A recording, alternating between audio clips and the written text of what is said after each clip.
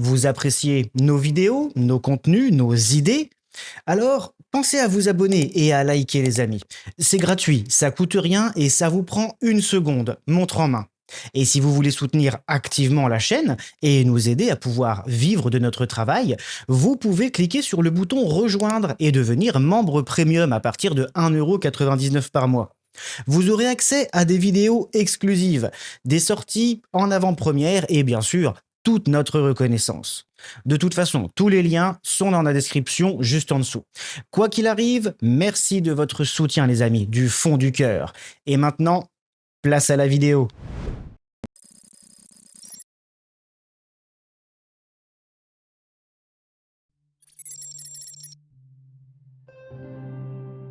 Si certaines découvertes archéologiques nous permettent de comprendre notre passé oublié, d'autres remettent totalement en question l'écriture intégrale de notre grand livre de l'histoire. L'Amérique du Sud est un véritable foyer de découvertes archéologiques en tout genre, apportant en général plus de questions que de réponses. Et le Pérou est certainement l'un des hauts lieux de cette histoire humaine mystérieuse. L'une de ces nombreuses découvertes concerne les désormais célèbres pierres d'Ica. Apparues à la fin des années 60 dans la région d'Ica, au Pérou, ces artefacts sont des pierres d'andésite gravées. Officiellement recensées à plus de 15 000 pièces, ces réalisations ont la particularité de représenter des scènes peu communes pour des objets soi-disant archéologiques. En effet, les représentations gravées sur les pierres d'Ica montrent de nombreuses espèces de dinosaures interagissant avec des humains, mais également des actes chirurgicaux de pointe comme des opérations cardiaques ou encore des technologies avancées. Le principal souci avec ces artefacts est que la cohabitation entre les espèces représentées ne concorde pas avec la chronologie officielle de l'histoire. Les dinosaures ont disparu il y a 65 millions d'années, et les plus anciennes traces d'hominidés connues remontent à seulement 2 ou 3 millions d'années pour les plus anciennes. Il y a donc au bas mot 60 millions d'années entre les deux. Partant de ce constat, si ces pierres sont authentiques, cela signifierait que soit l'histoire se trompe et les dinosaures auraient survécu jusqu'à très récemment, soit les humains sont beaucoup, mais alors beaucoup plus anciens que ce que l'on pense, soit une poche de résistance de dinosaures aurait survécu durant plus de 60 millions d'années dans un lieu géographiquement localisé et aurait pu finir par côtoyer des humains. Alors, officiellement, les pierres d'Ica sont un canular, donc le dossier est clos, et cela ne sert à rien d'en parler. Puisque quand un homme affirme qu'il est l'auteur d'une réalisation, cela vaut pour une vérité absolue, incontestable et intemporelle. Par contre, quand un autre homme affirme avoir vu un événement improbable, sa parole n'est qu'une élucubration sans valeur, et le propos d'un simple d'esprit. À croire que la valeur donnée à la parole d'un homme dépend davantage de la concordance avec les dogmes en vigueur, plutôt que de la réelle véracité de ses propos. Mais puisque les pierres d'Ica semblent fort intéressantes, penchons-nous quelque peu sur ce dossier. L'histoire commence donc en 1966 au Pérou, quand le médecin Javier Cabrera fait l'acquisition d'une pierre gravée, supposément retrouvée dans la région. Le médecin reconnaît sur cette gravure une espèce de poisson disparu depuis des millions d'années. Ayant éveillé sa curiosité scientifique, il décidera donc d'acquérir d'autres pierres similaires provenant du même site et achètera 341 pièces auprès des deux hommes les ayant découverts. Ces deux hommes, les frères Soldi, avaient déjà récupéré plusieurs milliers de pierres gravées qu'ils avaient proposées à des archéologues sans que ces derniers n'y prêtent attention. À la fin des années 70, la collection de M. Cabrera atteindra plus de 11 000 pièces, provenant également d'un agriculteur local.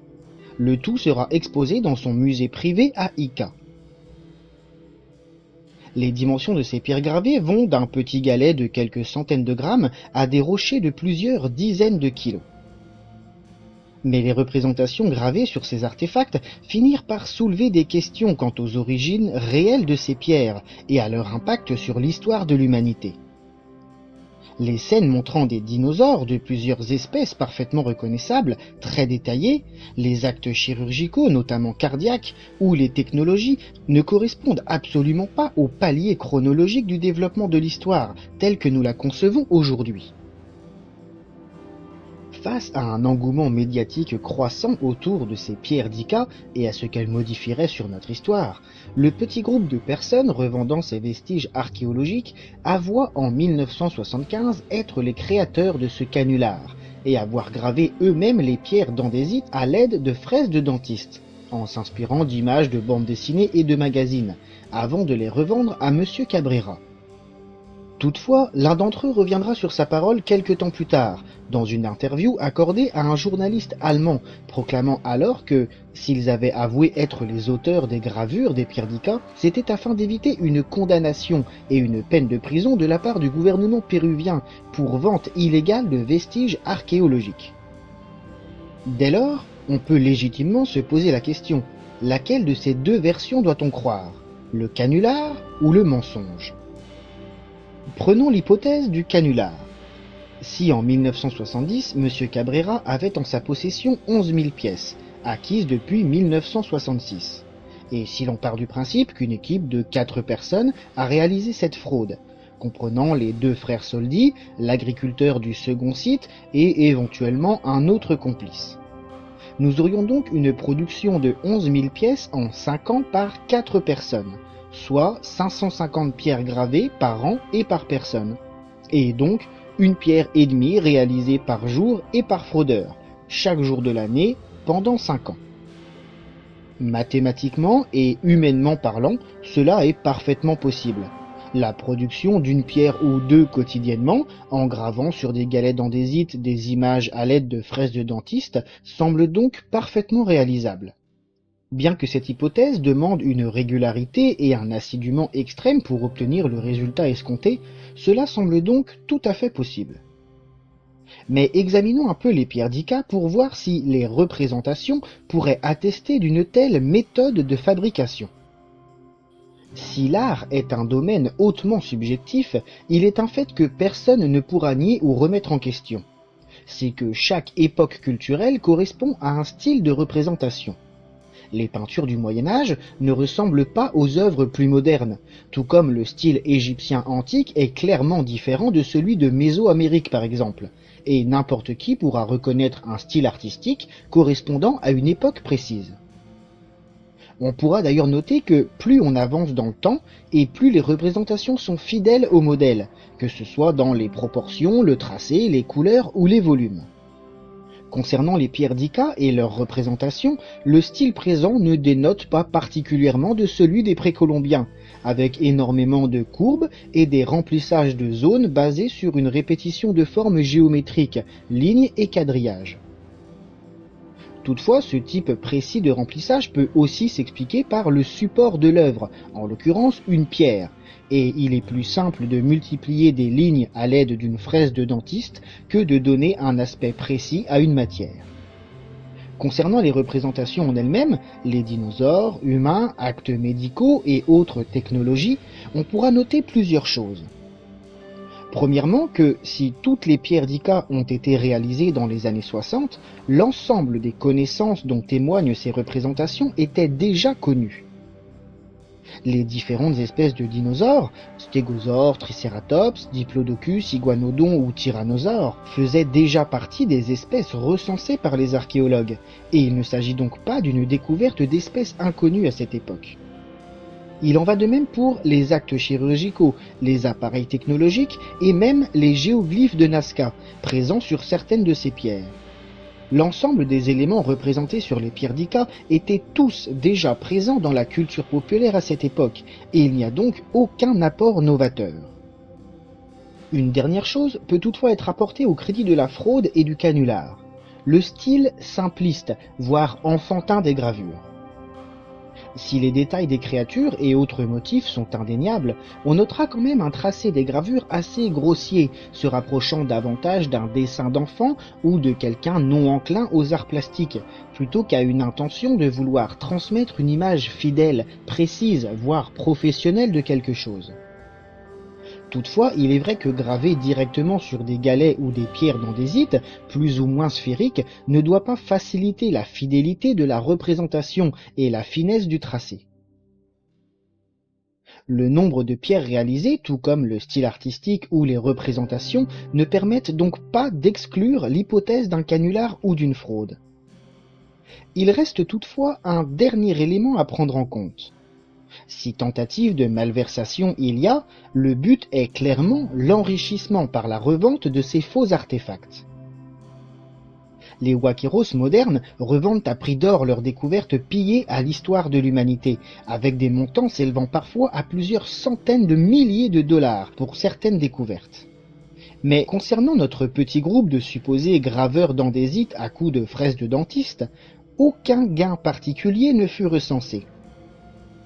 Si une quantité importante de pierres fut bel et bien vendue à M. Cabrera, ce fut pour une somme très modeste, ne justifiant absolument pas le temps et l'énergie passés à la réalisation supposée de ces pierres. Il paraît donc peu probable que plusieurs personnes aient, durant plusieurs années, réalisé plus de 11 000 pierres gravées, pour n'en tirer quasiment aucun bénéfice. Tandis que revendre à un homme passionné et à petit prix des pierres récupérées en labourant son champ paraît nettement plus plausible. Penchons-nous maintenant sur l'hypothèse du mensonge, consistant donc à nier l'authenticité des pierres d'Ica et à prétendre en être les créateurs, afin de ne pas finir en prison pour trafic de vestiges archéologiques.